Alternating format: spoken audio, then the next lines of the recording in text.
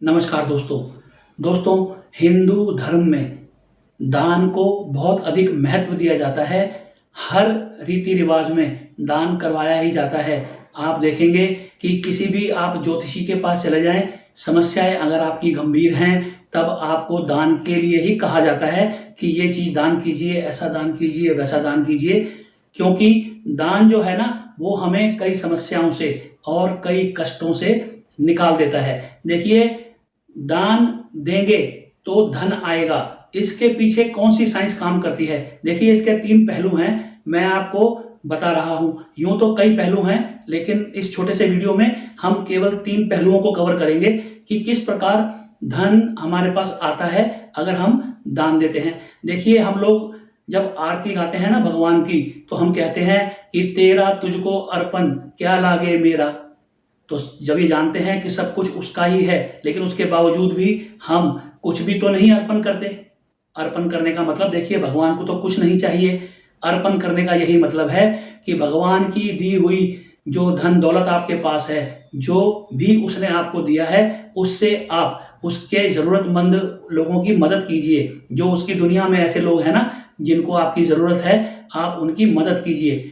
जब आप ऐसा करते हैं ना, तो भगवान को समझ आ जाता है कि ये जो व्यक्ति है, ये अमानत में खयानत नहीं करता। इसको मैं 10 रुपया देता हूँ, ये 1 रुपया जो है मेरे ज़रूरतमंद जीवों को दे देता है। तो अब अगर उसने आपसे ज़्यादा दिलवाना है लोगों को, तो उसको आपको ज़्यादा ही देना पड़ेगा, क्योंकि आप तो 10% ही दे रहे हो। तो अगर उसने 100 रुपये आपको दिए, तभी तो आप 10 रुपये खर्च करोगे। तो पहला पहलू तो ये है कि जब आप दान करते हैं ना, तो भगवान आपको और देता है ताकि आप और ज़रूरतमंदों की मदद कर सकें। फिर दूसरा पहलू है कि हम लोग सभी यहाँ पर अपने कर्मों का भुगतान देने आए हैं। तो हमें जो बीमारी आती है, जो समस्याएं आती हैं, वो हमारे कर्मों के भुगतान करवाने के लिए आती हैं। तो सब मान लेते हैं कि हमें कोई बीमारी आनी थी जिसमें हमारा 2000 रुपये खर्च होना था, लेकिन आप पहले ही 2000 रुपये किसी बीमार की मदद में लगा चुके हैं, तो अब वो बीमारी आप पर नहीं आएगी, क्योंकि 2000 रुपये खर्च कराने के लिए वो बीमारी आ रही थी, लेकिन आप तो 2000 रुपये पहले ही खर्च कर चुके। अब आ जाते हैं तीसरे पहलू पर, जो कि आजकल सबसे फेवरेट पहलू है। जैसा कि सभी लोग आजकल मानते हैं कि यूनिवर्स हमारी बातें सुनता है, यूनिवर्स में जो संदेश भेजेंगे वैसा ही हमें मिलेगा। तो जब आप दान करते हैं ना, तो यूनिवर्स में ये संदेश जाता है कि मेरे पास बहुत है। देखिए, अगर मेरे पास होगा तभी तो मैं दान करूंगा। कोई गरीब आदमी या जिसके पास नहीं है, वो कैसे दान करेगा? तो जब मैंने 10 रुपये दान किए, तो प्रकृति में संदेश गया कि मेरे पास बहुत है, और प्रकृति कहती है तथास्तु। आप आजकल सुनते होंगे ना वीडियोस में, मोटिवेशनल स्पीकर्स यही बताते हैं कि जैसा संदेश आप प्रकृति में भेजेंगे, वैसी ही फ्रिक्वेंसी पे मौजूद चीज़ें आपको मिलेंगी।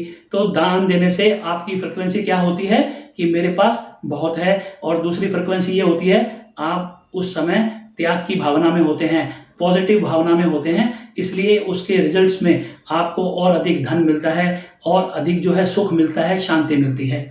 तो ये 3 पहलू मोटे तौर पर मैंने आपको बताए हैं। तो आप भी अगर दान की महत्ता को समझ गए हैं और आप चाहते हैं कि आप भी धनवान हो जाएं, धन के चुंबक बन जाएं, तो आज से ही यथासंभव आप दान करना शुरू कीजिए। ज़रूरी नहीं है कि 10% ही करना है, वैसे तो धर्म ग्रंथों में 10% के लिए कहा गया है, लेकिन जब छोटी इनकम होती है ना, तब तो 10% कर लेता है कोई भी व्यक्ति। जैसे जैसे इनकम बढ़ती चली जाती है, तो मन थोड़ा सा कंजूस हो जाता है। 1 लाख कमाएंगे तो 10,000 रुपये दान करने का मन नहीं करेगा।